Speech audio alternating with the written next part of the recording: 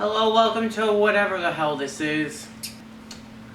I'm gonna go back to something for a moment. Okay. And then we're going to expand upon this thought process. Uh-huh. Okay. So, remember that one night only musical that you saw up in the mountains with Thomas and Terrence? And it God, went I wish I didn't. so well. This is all fictional. You should have watched the last episode. It went so well, and it was so well received that Sir Topham Hatt, I don't know who, somebody from Mattel, I don't know, whoever. Sir Topham Hatt works at Mattel. Yep. So what if Sir Topham Hatt was like, that was great, I've been thinking about having a Sodor, I don't know why he has this weird accent, I've been thinking about having a Sodor convention and that would be a great presentation to have. So, Can I just walk out of this video? They took that idea and they said, let's do a Thomas convention. And how do you do that? So Sir Topham Hatt said, here on Sodor, we like to have no confusion and delay, but that doesn't stop us from overachieving. Ha ha ha! I'm an asshole. I feel like confusion and delay and convention are in the same entry in the dictionary. Yeah. Just saying. Yeah. Conventions are kind of notorious for being chaos incarnate, not even contained within a single building, because there's nothing like running into someone in an elevator in a hotel in cosplay. Particularly when somebody looks at you when you're dressed as Wendy Darling from Peter Pan and goes, what anime are you from? I mean, you would look like an anime. Let's say you were on your way, because this would never happen, that you were on your way to a convention and that you walked up the door and it said, welcome to the Thomas convention, and you went, ah shit, what did I get myself into now? You're talking to somebody who was present at the BronyCon where they filmed the documentaries, so yeah. I, honest to God, can't say that this is outside of my question is, I feel like if I were to present the idea of, because we have convention experience. Yeah. If we were to theoretically set up a Thomas convention, I feel like the convention itself would go all right. Yeah. I think because we've worked with kids and we've worked with adults and we've worked with people in between and we've worked with people past adulthood, we've worked with the dead. And we did the Dagger Island post show. There was a lot of dead in that. Including our entire cast's motivation. I think that part would be fine. Because we have enough convention experience and running an event is running an event. Yeah. Regardless, that's just like selling merch is selling merch. I don't care what's on the merch. If it's a t-shirt, it's a t-shirt. A convention experience, a convention itself is like Six Flags. They all have the same basic rides. And all you have to do is just slap a DC sticker on it and it becomes a new ride. And that's basically conventions. It's like, oh, it's a convention. And it's like... so your standard convention is going to be the vendor room that's going to have merchandise available, both resells of older pieces, new fan-created pieces, can we sell limited edition merch. No. I don't want to take one of those home. What? Somebody... I live with one already. That's more than enough. I don't think this house can handle any more of that. No. You have your celebrity guests. I have celebrity guests? I can't take home a fan, but I can take home celebrity guests? No. Oh. You have an area where you can meet celebrity guests. And then take them home. No. I'm sorry. I'm giving the fan explanation of how they get autographs, take photos, talk to them in person, use copious amounts of hand sanitizer, please. And that's everything from voice actors to directors. That shows sagacity. Then you have your panel rooms, whether it's your big panel room that's used for the celebrity Q&As. Where you can take the celebrities home. No. Or your small... Thank you so much. Or you have your smaller panel rooms that are running with fan-led discussions. Fan-led discussions can get really interesting, particularly when there are lots of people in the room who know what the discussion is about. I'm going to point to the Harry Potter discussions that we've run, where we have packed the room, people have been overflowing and standing in the hallways, with my absolute favorite being a small child in the front being like, I love Harry Potter, and an adult in the back being like, Harry's a punk ass bitch, and it's like both Yeah. relevant and valid. Correct everyone. Yeah. People like to interact with their favorite media. There are a lot of different ways to do that. For some media, those options are more limited. Conventions are one of the easiest ways to interact with the media that you like, whether that's, again, meeting with the people who create the material or showing off the collectibles and the cosplays that you have or acquiring new pieces or even just sitting down and talking to other people who like the same thing.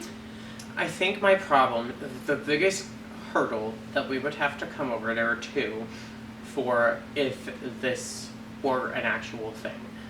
Number one is, where would you put it? Would it be in New York? Would it be in Los Angeles? Would it be in Orlando? Or would it be in England? Really, it's where in the US or where in England is it going? At this point, honestly, I'd say you'd probably place it in the US because you've got a bigger, just sheer quantity of people. More people means more money. Right. Well, and if you look at statistics, if 10% of the population of the country are fans and would go, obviously these are completely hypothetical things. Well, 10% of the UK population and 10% of the US population are two very different numbers. I feel like conventions are also... Cows. I feel like there are also... Conventions are better established and more mainstream here in the US. There are constantly conventions and expos here, yes. Whereas, I mean, there are in England, there but are not other places nearly as much. Right, and when you're booking an event like that and you're talking to an event space, more US event spaces understand either they've already hosted an event like that or they are familiar with how they've been hosted. If you walk in and you say, you know, I want to host a convention with these basic pieces, now in the US, most hotels are going to be like, oh, okay, yeah, I know what you're talking about. You need X number of rooms, you need X number of staff, blah, blah, blah. As opposed to when you're trying to do an event with a space that doesn't understand that event. I have helped run Irish dance competitions in multiple countries, and the last one that I was involved in was here in the US, and they had never hosted an Irish dance competition, but they had hosted cheer competitions. So they were asking questions based around what cheer competitions were like, and I not feel like realizing how different Irish dance competitions were from cheer competitions. Yes, but at least they had some sort of an understanding of something of comparison. It's not exactly the same thing, but it's similar enough to where they can go, okay, so this is what we usually do. They have a starting point. How do we go about this with your group of people? So it was things like, they were like, do you need an ambulance on standby at all times? And we were like, what? No, why? And they were like, oh, that's required for cheerleading competitions. And then they were like, do you guys decorate your doors? Like, do we need to have restrictions in? Well, yeah, exactly. But they were like, do cheer competitions decorate their doors, or do we need to like make a statement about what you can and cannot put on the door? And we were like, no. The only weird thing about an Irish dance competition compared to anything else is the room where the results are tabulated, where the judges' marks are turned into the numbers that determine who is first place. That room is a hidden room, and only like 4 people involved know where it is. There are runners that take multiple different paths through the hotel to get to the room so that nobody can follow them. Like, it gets super intense. People, just wait and you'll find out. Well, because there had been scandals previously of parents trying to get a hold of the papers and changing the marks. Parents, what are you doing? Stop. Why are you dumb? Anyway, so that was problem number 1, so we kind of resolved that. Problem number 2, and this is the most important issue, and I don't have an answer for resolving any of this. I can make up an answer. Let's go. Is I have witnessed and seen people online talk about how the adult Thomas fans act and how they treat the preschool, the target audience of this brand, when they meet people in person. And at this point, I feel like the rule would be, you disrespect somebody or are rude to them or talk down to them, you're out. Like, we have your money, thanks, bye, like, you're done. Yeah. That's absolutely ridiculous. So this is where I'm going to circle back around to BronyCon that I have attended. Because that sounds like it would have similar situations. Yeah, correct. This was weird. earlier on. Again, I'll say it's the one that's in the documentary. So if you want to see what that looks like, watch the documentary. Go But watch it. there really weren't a lot of kids at the event. It really was focused on the adults. The cosplay contest was a huge part of it. And that's not really child focused. I get that point. I think the problem is with that. I say there's not a lot. There's a difference in audiences for My Little Pony and audiences with Thomas, where I think if you said you were hosting a Brony convention, more people would show up to that. Versus if you said we're hosting a Thomas convention, you're going to get a lesser amount of adults, and you're going to get more. You're going to get a more even balance of people. I would also say that And you it's might like- look at specific hours. So say like children under a certain age are not permitted in after a certain Or time. before, or whatever, yeah. Right. Well, I mean, like most people with little Yeah. kids don't want them out late. So if you had like kid specific time and adult specific time. Because the only thing that I can think of that would come close to this, that would be even remotely close, is something like just a general train conference, like a model railway show or something. or a Lego show. A Lego show? Lego conventions are huge. Oh, I didn't even know they did that. People like do giant builds. Oh, okay. And there are competitions and displays and yeah. So I think the concept of a convention for Thomas is definitely feasible. Yeah, I mean, just don't think, I've heard of far weirder Yeah. conventions. and I think it would be, there would have to be a sign of respect coming in. There would need to be an agreement that people sign because we've seen that at conventions Yeah. where there is a list of rules. Same as at the Disney Well, parks. and like, it's not even there's- signing a paper. It's like when you purchase your ticket, you're agreeing to the terms and conditions. The terms and conditions say Yeah. this pass can be revoked if you mistreat I it or have- mistreat anybody that's there or harass any of the celebrities, because I we've seen that, and I can't feel that's remember. another thing that makes me nervous. I can't remember which convention it was, but I have attended a convention where that list of rules was on the back of the badge.